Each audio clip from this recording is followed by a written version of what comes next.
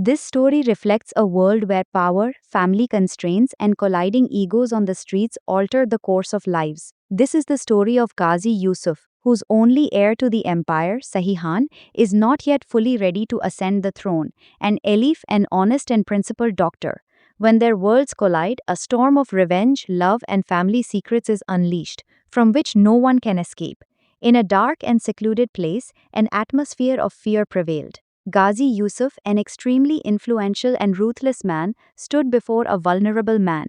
Ghazi Yusuf's tone was cold and arrogant as he said, "Those who dare to play games with me end up becoming my pawns.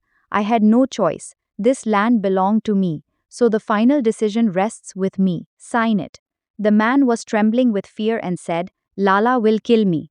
Ghazi stared into his eyes and threatened, "If you don't sign, I'll kill you myself." The man begged, "No, Mr. Ghazi, please don't." Ghazi replied with a cold smile, "I suppose I'll leave your execution to Lala then. Consider this war won. Lala will hear the news by sunrise. Send your men over and have the settlement cleared out." One of his loyal men asked hesitantly, "But what if Mr. Sahihan finds out about this?"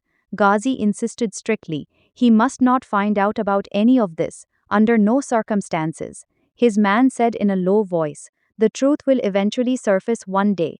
Ghazi replied, "And who's going to tell him? I didn't call Sahi all the way back to Pakistan just to drag him into this mess. He is the heir to my empire. He is the rightful heir, but he isn't ready to ascend the throne just yet. My only son." On the other hand, in a hospital, Dr. Elif was extremely busy on the phone. She was speaking in a panicked voice while looking for a file. "Hello? Yes, Sister Bina, let me check. Just give me a second. Hold on. Give me just a second. Yes, wait, no, I have the file with me. I have it right here. I'm on my way. Don't do anything until I get there." She got into her car and left for the hospital.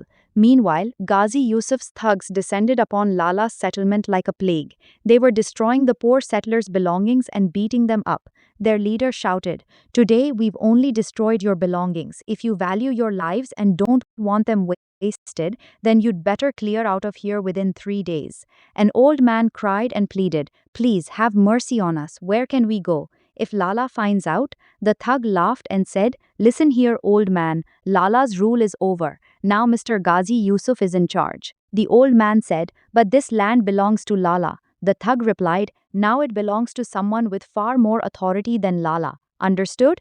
At the same time, Elif, while driving, was giving instructions to a patient's family over the phone.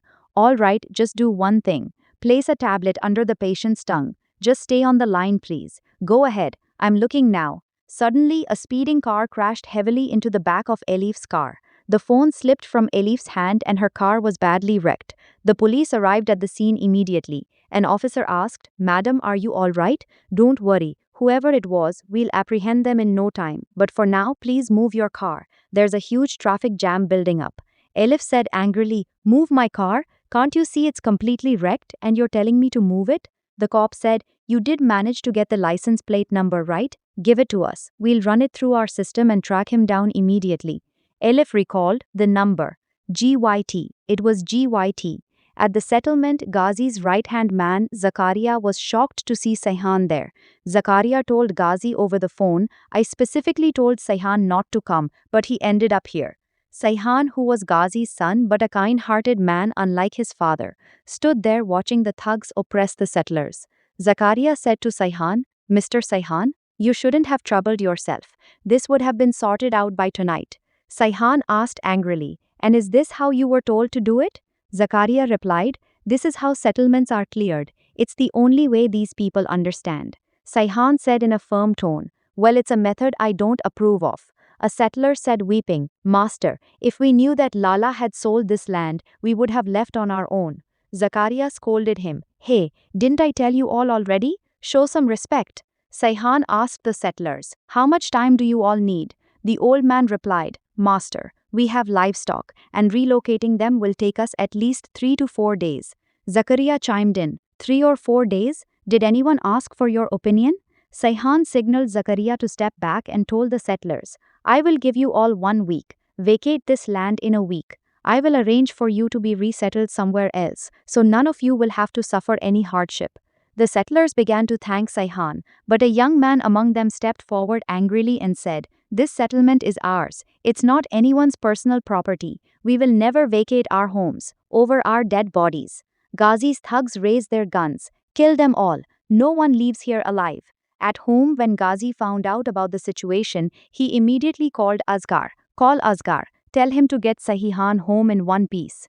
At the settlement, Sahihan stood in front of the thug holding a gun and said, "It's not hard for me to pull a trigger, but I didn't come here to start a bloodbath. I'm your well-wisher." He assured the settlers that as long as he was there, no one would harm them, and warned the thugs that if they showed up before a week was over, the consequences would be severe. On the other side, Lala discovered the betrayal of the man who had signed the land deed at Ghazi's behest. The man fell at Lala's feet. "Lala, I'll return the land. Just give me one more chance, Lala. Just one chance." Lala said coldly, "I gave you a chance, didn't I? Don't you worry. We will take good care of your children after you're gone." Muqaddar Khan, make sure his family receives money on time every month.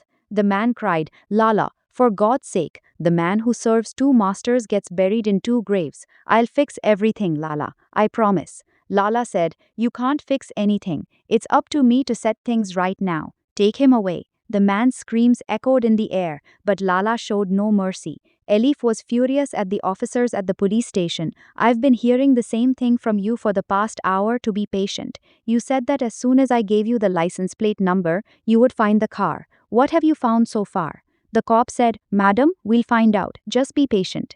Elif left from there and, tracking the location of that number, arrived outside Ghazi Yusuf's mansion-like house. Sahihan was getting out of his car there when Elif blocked him with her car. Sahihan said angrily, "Are you out of your mind? If you're so eager to die, go do it in front of someone else's car."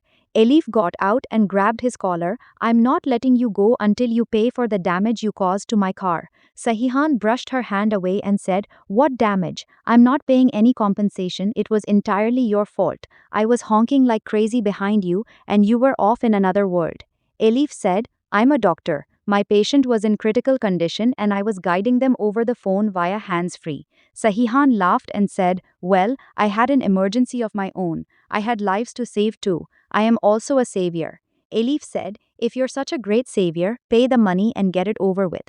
How can you be so rich and yet so shameless? I will complain to your father." Sahihan said sarcastically, "Oh really? My father is sitting right over there. Go talk to him." Elif saw Ghazi Yusuf sitting in the distance. Intimidated by his aura, she hesitated a bit and said, "I'm leaving for now, but I'll definitely be back for my money." When Elif reached home, her mother saw the condition of the car and asked, "Elif, were you in an accident?" Elif said, "Yes, Mom. An arrogant guy hit me from behind and drove off without paying compensation. I even went to his house." Her mother said worriedly, "You went to a stranger's house? That could have been dangerous. You shouldn't have done that."